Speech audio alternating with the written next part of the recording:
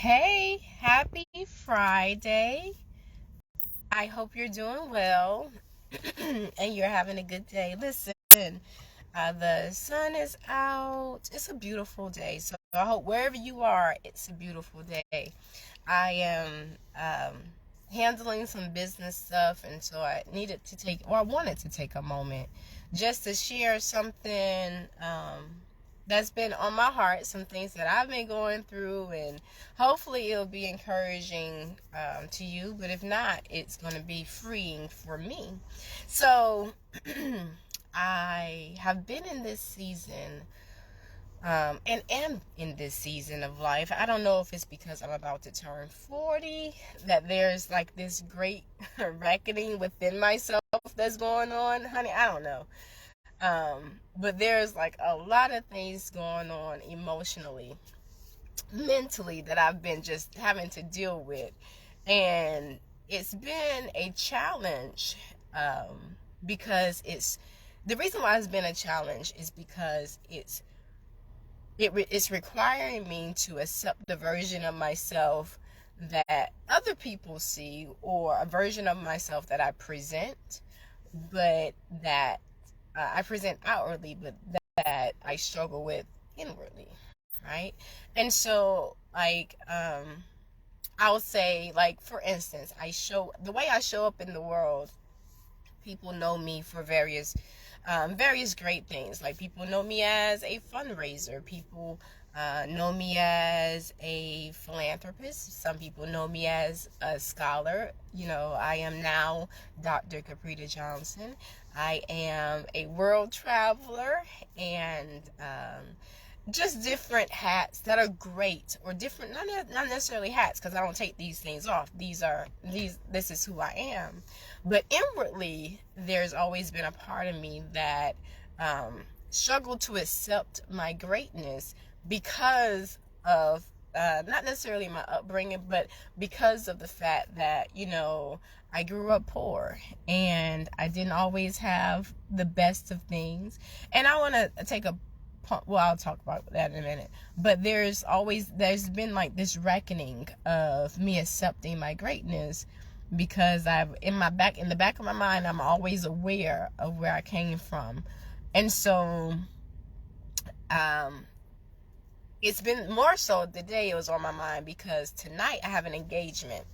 And if you see a tear fall, don't worry. It's just a part of me being vulnerable. And y'all don't usually see me cry, so that's another another part of me being vulnerable. But tonight I have an engagement, an intimate engagement with some higher echelon members of society. All right, these people are very well off, and this morning I got a little intimidated and insecure and started feeling real fluttery on the inside about going to this private event. And I was like, what is happening? What's up with the insecurity that's showing up surrounding this event? And basically it boils down to the little girl in me who realized as she started getting older that, hey, we are poor. Like, that little girl was like, hey, maybe I won't fit in, or maybe I won't know what to do, or maybe I don't belong in this circle of people. That's who showed up. That's who was starting to feel fluttery and insecure.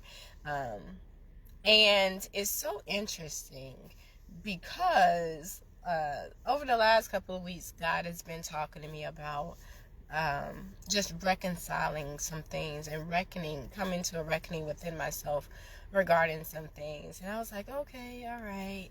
I had a new friend who called me out about the same thing. She called me out about it. She was like, you can't be authentic if you're hiding this part, or you're ashamed of this part of you. And most recently, a good friend of mine, he's like a brother, he was telling me how he was introducing me to someone who's doing great things in the world, and in our community. And he was like, yeah, Dr. Karita Johnson. And the person was like, oh, I don't know her. And he was like, what you mean you don't know her? Like, she's did this, that, and the other. And so he ran down a list of things that I've done, projects I've been a part of.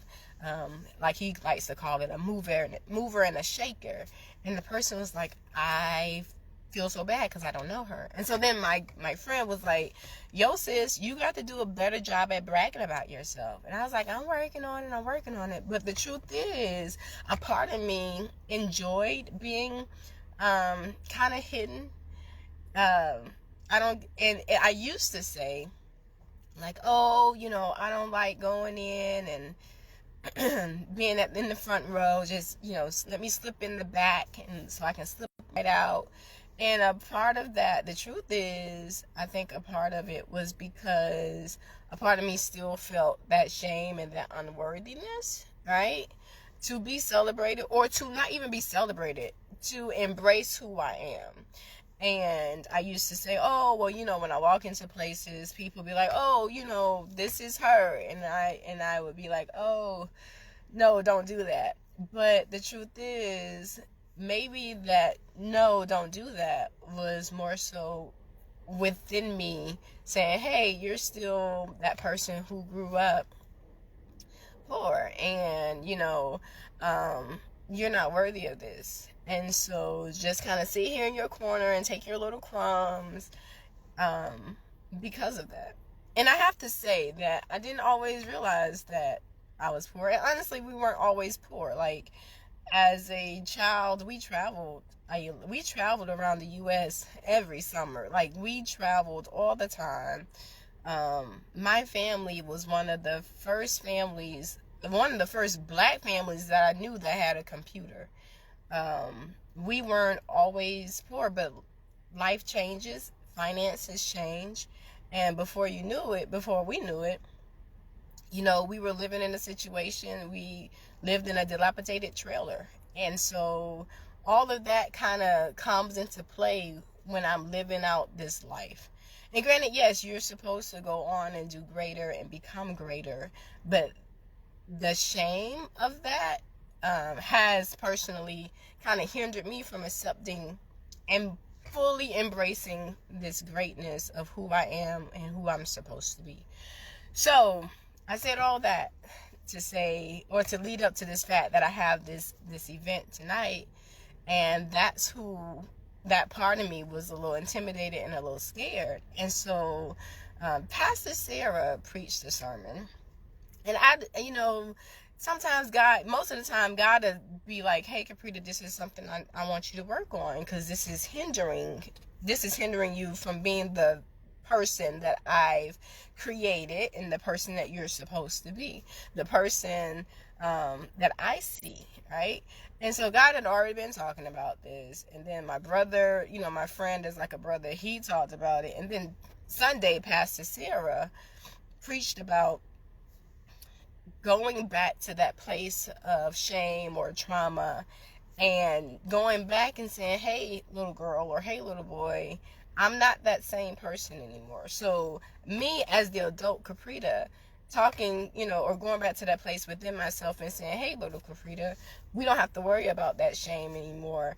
That shame, or not even that shame, but even that situation actually worked for your good. Like, you were always supposed to be this great person. Like, you were always supposed to be a philanthropist. You were always supposed to be a fundraiser. Like, when I say a fundraiser, like, I've raised millions of dollars throughout my career. Like, raised organizations millions of dollars, not for Caprita, but for the organizations that I was a part of, raised them millions of dollars.